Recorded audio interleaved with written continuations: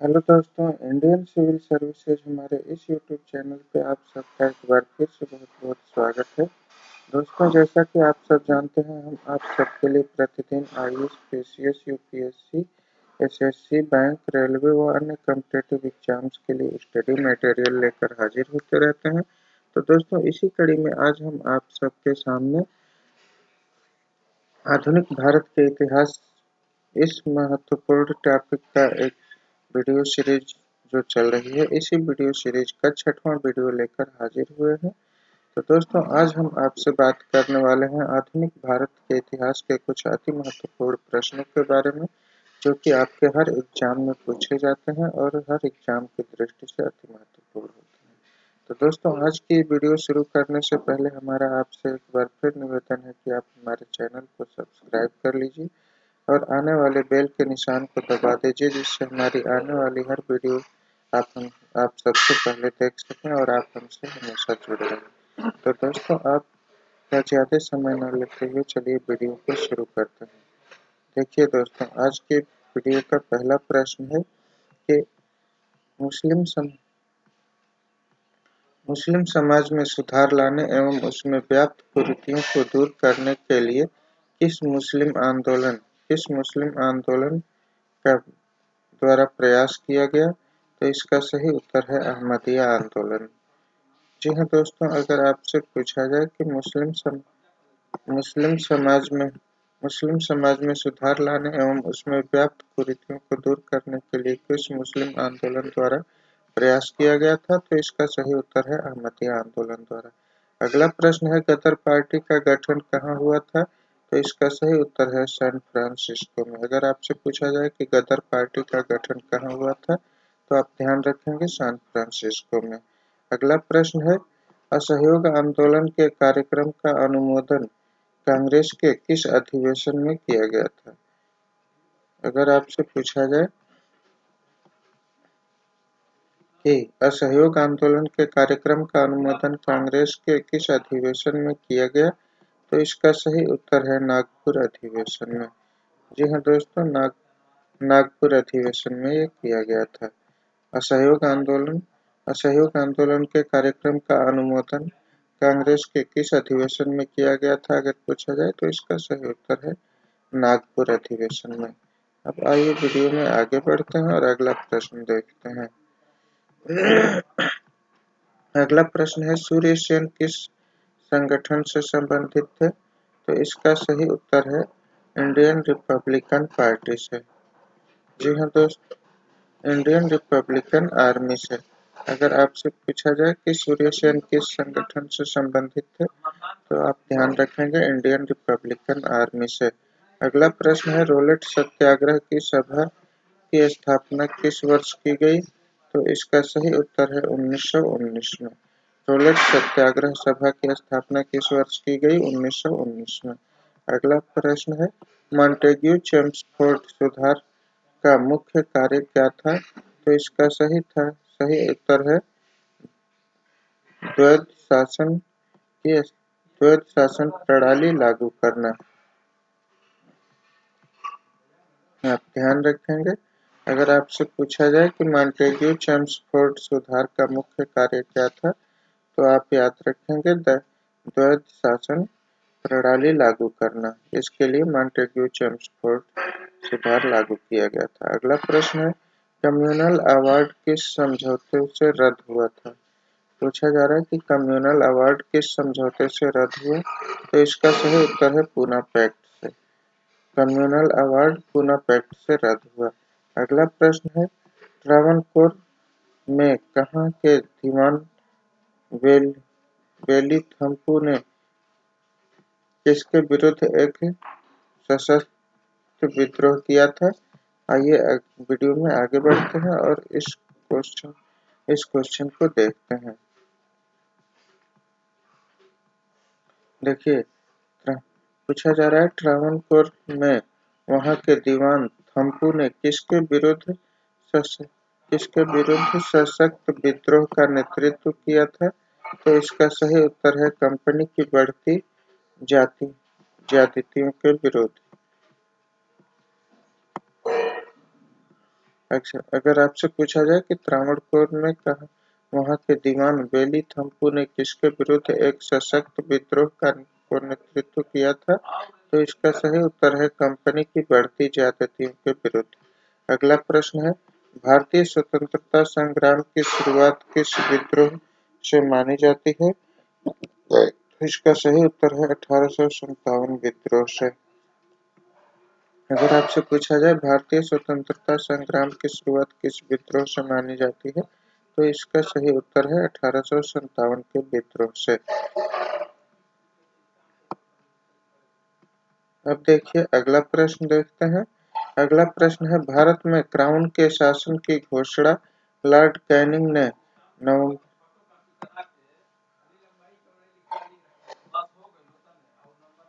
देखिए, भारत में क्राउन के शासन की घोषणा लॉर्ड कैनिंग ने नवंबर 1858 में कहाँ के दरबार में की थी? पूछा जा रहा है कि 1858 में कहाँ के दरबार में की थी? तो इसका सही उत्तर है इलाहाबाद के दरबार में।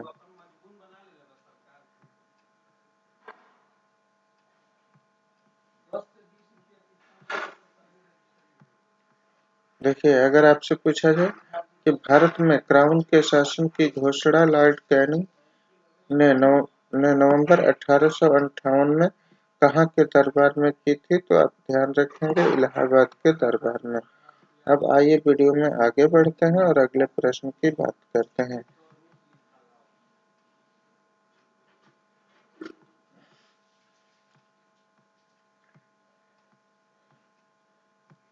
अगला प्रश्न है, किस क्षेत्र के अधिग्रहण के मामले में कोर्ट ऑफ डायरेक्टर्स ने डलहौजी की राय को अस्वीकार किया? तो इसका सही उत्तर है करौली। अगर आपसे पूछा जाए कि किस क्षेत्र के अधिग्रहण के मामले में कोर्ट ऑफ डायरेक्टर्स ने डलहौजी की राय को अस्वीकार किया, तो इसका सही उत्तर है करौली। अगला प्रश्न है, मेरठ मेरठ हत्याकांड में अंग्रेजी कमान का प्रधान कौन था? तो इसका सही उत्तर है जनरल हेबिट। अगर आपसे पूछा जाए कि मेरठ हत्याकांड में अंग्रेजी कमान का प्रधान कौन था, तो आप ध्यान रखेंगे जनरल हेबिट। अगला प्रश्न है, किस मुस्लिम समाज सुधारक ने अंग्रेजी ने नाइटहुड की उपाधि दी थी? देखिए, पूछा जा रहा है कि किस मुस्लिम समाज सुधारक को अंग्रेजों ने नाइटहुड की उपाधि प्रदान की थी, तो इसका सही उत्तर है सर सैयद अहमद खान को। अगर आपसे पूछा जाए कि किस मुस्लिम समाज सुधारक को अंग्रेजों ने नाइटहुड की उपाधि दी थी, तो आप याद रखेंगे सर सैयद अहमद खान को नाइटहुड की उपाधि अंग्रेजों ने दी थी। अगला प्रश्न है कि अगला प्रश्न है, पूना होम रूल लीग की स्थापना किसके नेतृत्व में की गई थी? तो इसका सही उत्तर है बाल गंगाधर तिलक। जी हाँ दोस्तों, अगर आपसे पूछा जाए कि पूना होम रूल लीग की स्थापना किसके नेतृत्व में की गई थी, तो आप ध्यान रखेंगे बाल गंगाधर तिलक के नेतृत्व में।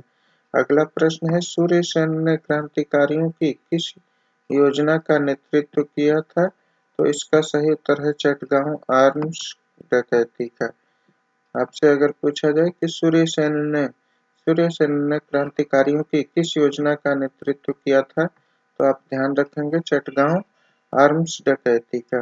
अगला प्रश्न है, भारत छोड़ो आंदोलन के दौरान बलिया में किसके नेतृत्व में समानांतर सरकार की स्थापना की गई थी? तो इसका सही उत्तर है चित्तू पांडे के नेतृत्व में।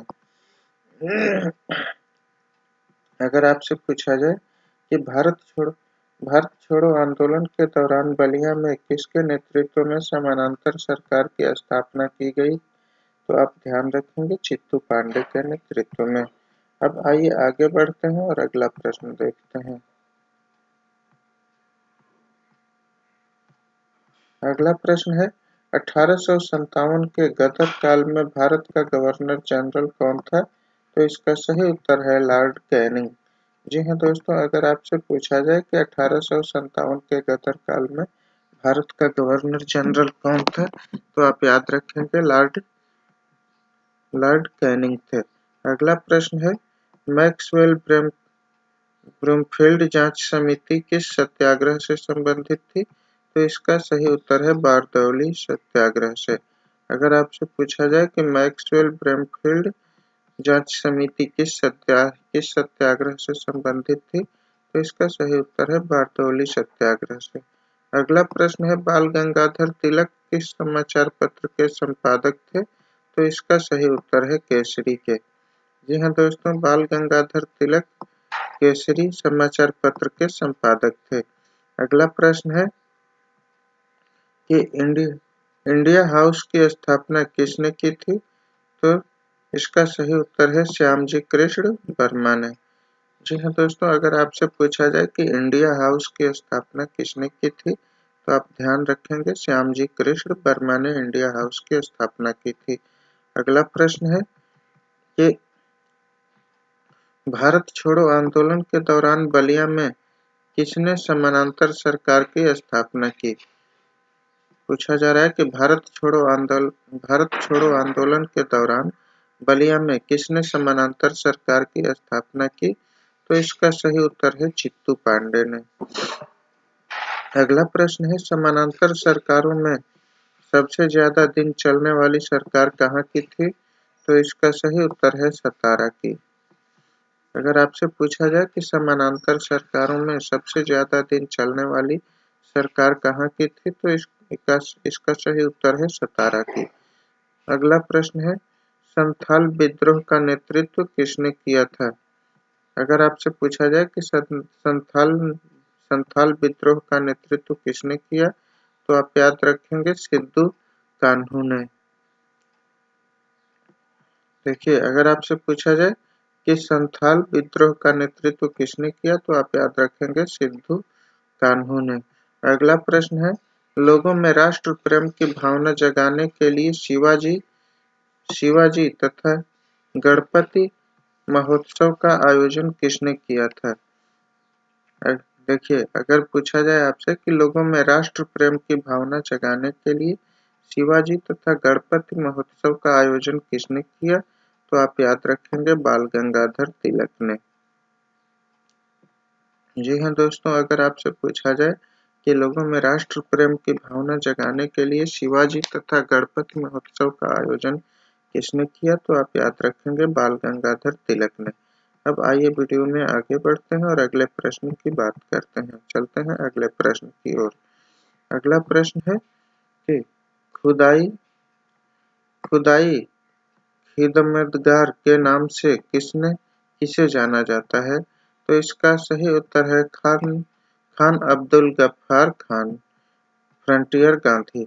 खान अब्दुल गफ्फार खान, जिन्हें फ्रंटियर गांधी के नाम से भी जाना जाता है। देखिए, अगर आपसे पूछा जाए कि खुदाई खिदमतगार के नाम से किसे जाना जाता है, तो आप ध्यान रखेंगे खान अब्दुल गफ्फार खान को, और खान अब्दुल गफ्फार खान को फ्रंटियर गांधी के नाम से भी जाना जाता है। ये बहुत ही महत्वपूर्ण प्रश्न है, ये कई बार एग्जाम में पूछा जा चुका है, आप ध्यान रखेंगे। अगला प्रश्न है, 1857 की क्रांति मुस्लिम साम्राज्य की स्थापना के लिए एक षड्यंत्र थी, यह कथन किसका है? तो इसका सही उत्तर है पीई रॉबर्ट्स का। अगर आपसे पूछा जाए कि 1857 की क्रांति मुस्लिम साम्राज्य की स्थापना के लिए एक षड्यंत्र थी, यह कथन किसका है? तो आप ध्यान रखेंगे यह कथन है पीई रॉबर्ट्स का। जी हाँ दोस्तों, 1857 की क्रांति मुस्लिम साम्राज्य की स्थापना के लिए एक षड्यंत्र थी। आपसे ये पूछा जाए कि ये कथन किसका है, तो आप ध्यान रखेंगे पीई रॉबर्ट्स का एक कथन है। अगला प्रश्न है, आइए अगले प्रश्न की ओर चलते हैं। अगला प्रश्न है कि अवध में 1857 की क्रांति का नेतृत्व किसने किया था? तो इसका सही उत्तर है बेगम हजरत महल ने। अगर आपसे पूछा जाए कि अवध में 1857 की क्रांति का नेतृत्व किसने किया था, तो आप ध्यान रखेंगे बेगम हजरत महल ने। अगला प्रश्न है 1857 की क्रांति के समय ब्रिटेन का प्रधानमंत्री कौन था? तो आप याद रखेंगे लॉर्ड पार्टसन, लॉर्ड पार्मस्टन थे। अगर आपसे पूछा जाए कि 1857 की क्रांति के समय ब्रिटेन का प्रधानमंत्री कौन था, तो आप ध्यान रखेंगे लॉर्ड पार्मस्टन थे, लॉर्ड पार्मस्टन। अगला प्रश्न है all India trade union Congress AITUC की स्थापना किस वर्ष हुई? अगर आपसे पूछा जाए कि all India trade union Congress AITUC की स्थापना किस वर्ष हुई, तो आप याद रखेंगे 1920 में, 1920 ईस्वी में। अब आइए वीडियो में आगे बढ़ते हैं और देख लेते हैं अगले प्रश्न को।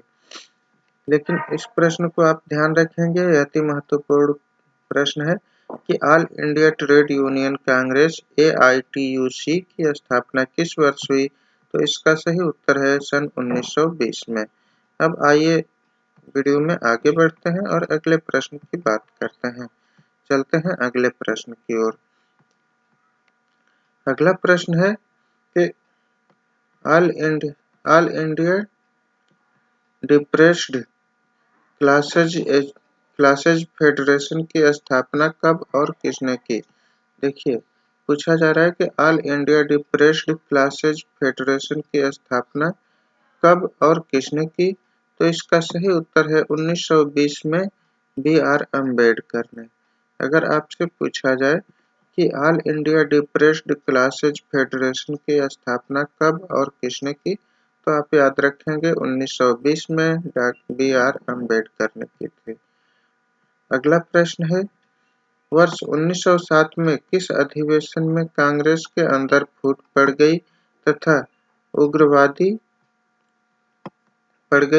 उग्रवादी और उदारवादी दल पृथक हो गए? तो इसका सही उत्तर है सूरत अधिवेशन में। अगर आपसे पूछा जाए कि वर्ष 1907 में किस अधिवेशन में कांग्रेस के अंदर फूट पड़ गई तथा उग्रवादी और उदारवादी दल पृथक हो गए, तो आप ध्यान रखेंगे सूरत अधिवेशन में।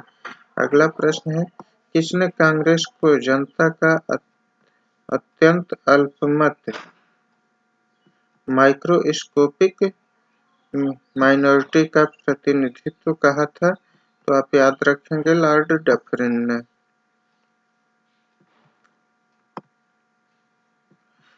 अब अगर आपसे पूछा जाए कभी कि किसने कांग्रेस को जनता के अत्यंत अल्पमत माइक्रोस्कोपिक माइनॉरिटी का प्रतिनिधि कहा था, तो इसका सही उत्तर है लॉर्ड डफरिन ने। अब आइए वीडियो में आगे बढ़ते हैं और अगले प्रश्न की बात करते हैं। अगला प्रश्न है कि वह कौन सी घटना थी जिसके बाद महात्मा गांधी ने ब्रिटिश सरकार के विरुद्ध अपना सर्वप्रथम असहयोग आंदोलन प्रारंभ किया? तो इसका सही उत्तर है रोलेट एक्ट का लगना। अगर आपसे पूछा जाए कि वह कौन सी घटना थी जिसके बाद महात्मा गांधी ने ब्रिटिश सरकार के विरुद्ध सर्वप्रथम असहयोग आंदोलन का प्रारंभ किया, तो आप याद रखेंगे रोलेट एक्ट लगने के बाद। अगला प्रश्न है किस विभाजन के लिए राष्ट्रीय शोक मनाया गया था? तो इसका सही उत्तर है बंगाल विभाजन, बंगाल विभाजन लागू होने के लिए। अगर आपसे पूछा जाए कि किस विभाजन के लिए राष्ट्रीय शोक मनाया गया था, तो इसका सही उत्तर है बंगाल विभाजन लागू होने के लिए। बंगाल का विभाजन लागू होने के लिए राष्ट्रीय शोक मनाया गया था। अगला प्रश्न है 1857 को विद्रोह अगला प्रश्न है कि 1857 को विद्रोह और भारतीय स्वतंत्रता का युद्ध के लेखक क्रमशः हैं? अगर आपसे पूछा जाए कि 1857 को का विद्रोह और भारतीय स्वतंत्रता का युद्ध के लेखक क्रमशः कौन-कौन हैं? तो इसका सही उत्तर है अशोक मेहता और वीर सावरकर। मतलब 1857 का विद्रोह जो है अशोक मेहता ने लिखा और भारतीय स्वतंत्रता का युद्ध ये जो है इसको वीर सावरकर ने लिखा। अगर आपसे पूछा जाए कि 1857 का विद्रोह और भारतीय स्वतंत्रता का युद्ध के लेखक कौन है, तो आप याद रखेंगे अशोक मेहता और वीर सावरकर। अब आइए वीडियो में आगे बढ़ते हैं और अगले प्रश्न की ओर चलते हैं। अगला प्रश्न है कि 1857 की क्रांति के अग्रदूत मंगल पांडे को फांसी कब दी गई? तो इसका सही उत्तर है 8 अप्रैल 1857 को। अगर आपसे पूछा जाए कि 1857 की क्रांति के अग्रदूत मंगल पांडे को फांसी कब दी गई, तो आप याद रखेंगे 8 अप्रैल 1857 को। अगला प्रश्न है लॉर्ड डलहौजी के काल में भारतीय राजाओं को उत्तराधिकारी गोद लेने के अधिकार से वंचित कर दिया गया था। यह अधिकार पुनः किस अधिनियम द्वारा प्राप्त हुआ? तो इसका सही उत्तर है महारानी का घोषणा पत्र 1858। अगर आपसे पूछा जाए कि लॉर्ड डलहौजी के काल में भारतीय राजाओं को उत्तराधिकारी गोद लेने के अधिकार से वंचित कर दिया गया था, यह अधिकार पुनः किस अधिनियम द्वारा प्राप्त हुआ? तो आप याद रखेंगे महारानी का घोषणा पत्र 1858 द्वारा। तो दोस्तों ये तो थी आज की हमारी ये वीडियो सीरीज। दोस्तों हमारी ये वीडियो सीरीज आगे भी जारी रहेगी। इसमें टोटल लगभग हम आपसे 1100 या 1200 प्रश्न डिस्कस करने वाले हैं, जो कि संपूर्ण प्रश्न आधुनिक भारत के इतिहास से होंगे और हर एग्जाम के लिए अति महत्वपूर्ण प्रश्न हैं। तो दोस्तों हमारी ये वीडियो सीरीज आप आगे भी देखते रहने के लिए और हमसे जुड़े रहने के लिए हमारे चैनल को सब्सक्राइब कर लीजिए और बेल के निशान को दबा दीजिए, जिससे हमारी आने वाली हर वीडियो का बेल नोटिफिकेशन आपको तुरंत मिल सके और आप हमारी वीडियो सबसे पहले देख सकें। तो दोस्तों आज की वीडियो यहीं संपन्न करने की हम आपसे इजाज़त चाहते हैं। मिलेंगे आपसे अगले वीडियो में। तब तक के लिए नमस्कार। जय हिंद।